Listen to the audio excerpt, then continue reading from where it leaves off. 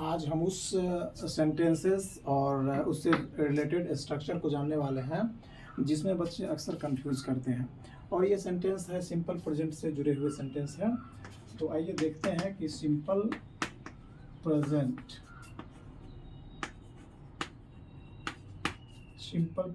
Tense या फिर यूं कह लीजिए present indefinite, present indefinite tense.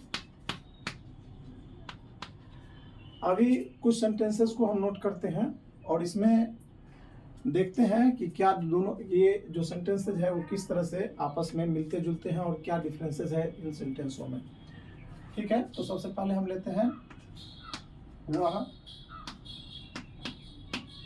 जाता है, वह जाता रहता है। तीसरा सेंटेंसेस है वह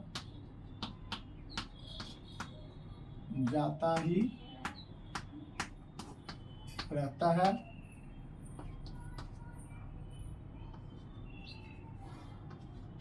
उसे जाना पड़ता है। वह जाता तो है,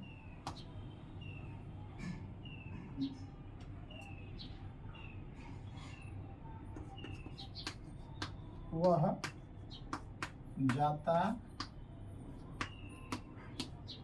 रहता है। अब इन वाक्यों को, इन सेंटेंसेस को हम देखते हैं।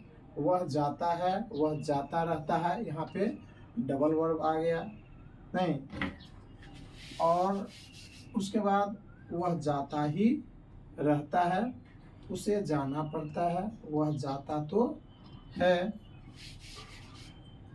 ये जो वाक्य है नहीं, ये आपस में क्या है कि देखने में ऐसा लगता है कि ये एक ही जैसे हैं और ये सारे के सारे सिंपल प्रेजेंट है नहीं। इसके अलावा वह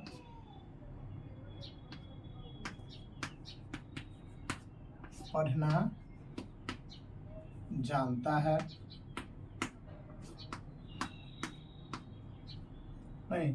इस तरह के सेंटेंसेस जो है हमेशा क्या होता है, कंफ्यूजिंग पैदा करते हैं। कैसे? अब यहाँ पे हम देख ले कि वह जाता है, बिल्कुल सिंपल प्रेजेंट का है। इसका स्ट्रक्चर होता है सब्जेक्ट प्लस वर्ब वन या verb five plus other word नहीं। इसका यदि हम ट्रांसलेशन की बात कर लें तो इसको हम इसी पैटर्न पे ट्रांसलेट करते हैं। जैसे कि सब्जेक्ट इसमें क्या हो गया, ही हो गया, he goes. Third person singular के साथ जो है वर्ब की फिफ्थ फॉर्म लगता है, तो इसलिए ही गोज है ना। इसी तरह से वह जाता रहता है, इसके स्ट्रक्चर की बात कर लो, वह जाता रहता है, इसके जो स्ट्रक्चर है बिल्कुल इससे अलग है। वह जाता रहता, चूंकि इसमें दो वर्ब जाना और रहना एक साथ आ रहा है, जाता रहता है, तो इसमें क्या होता है, सब्जेक्ट के बाद गो या कीप, गो या कीप ऑन। सब्जेक्ट के अकॉर्डिंग यहाँ पे गोज और कीप्स हो सकता है, यानी गोज और कीप्स हो जाएगा। ठीक है, उसके बाद to main verb one plus other word.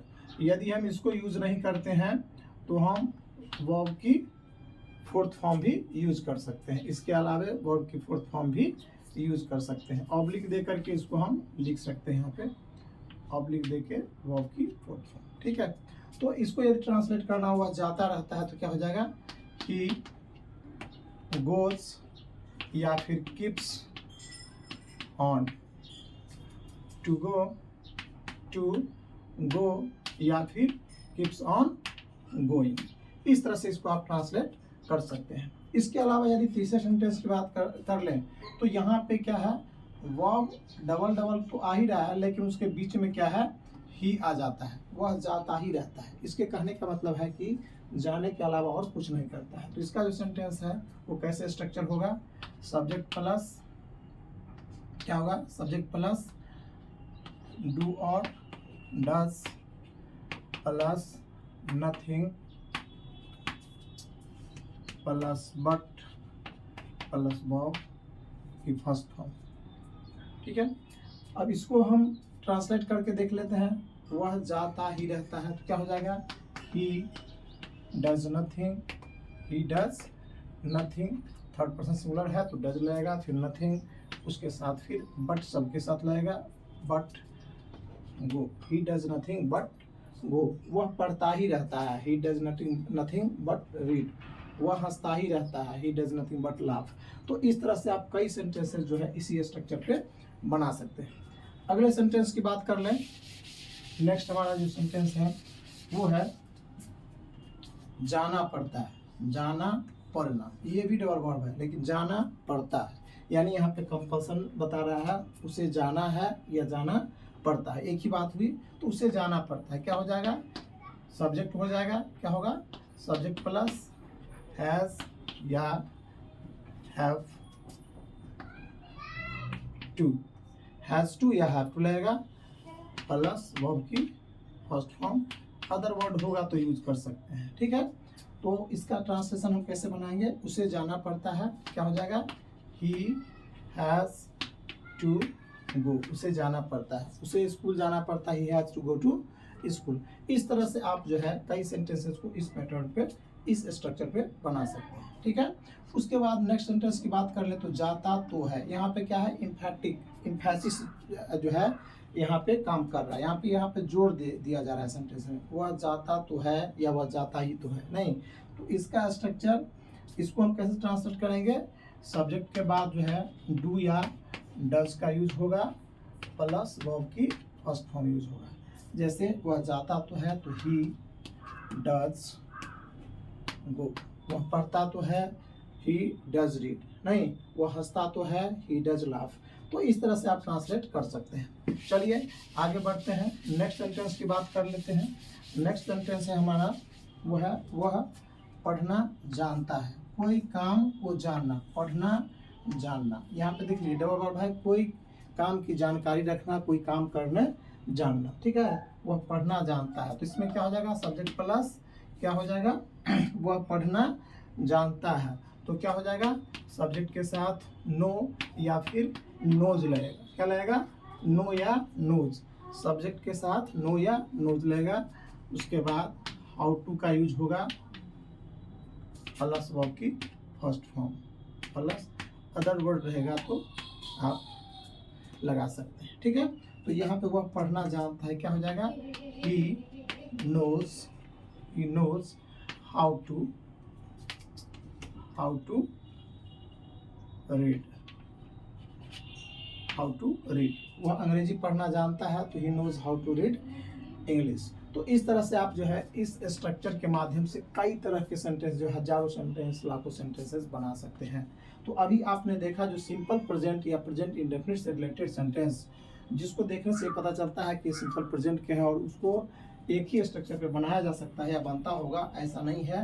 ये 6 सेंटेंसेस जो तो हो गए, इसके अलावा भी जो सिंपल प्रेजेंट के सेंटेंस होते हैं, जैसे एग्जाम्पल के लिए हम बात कर लें, वह क्या है, जैसे कि हम सेंटेंस ले लें एक, चलिए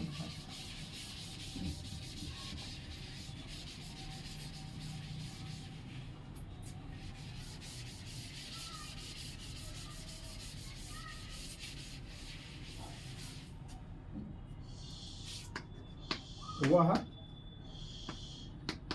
पढ़ना चाहता है। अब देखिए ये बहुत ज़्यादा इम्पोर्टेंट सेंटेंस है, वह पढ़ना चाहता है, चाहना क्या है, वह पढ़ना चाहता है। तो इस तरह का यदि सेंटेंस है तो इसमें हम क्या करेंगे, सब्जेक्ट पढ़ेंगे, लिखेंगे, उसके बाद फिर वांट या वांट्स लिख देंगे। ठीक है, सब्जेक्ट के अकॉर्डिंग क्या हो जाएगा, वांट या वांट्स, प्लस टू वर्ब की फर्स्ट फॉर्म। ठीक है, प्लस अदर वर्ड रहेगा तो लिख सकते हैं, वह पढ़ना चाहता है तो क्या हो जाएगा, ही वांट्स, क्या हो जाएगा, ही वांट्स टू रीड,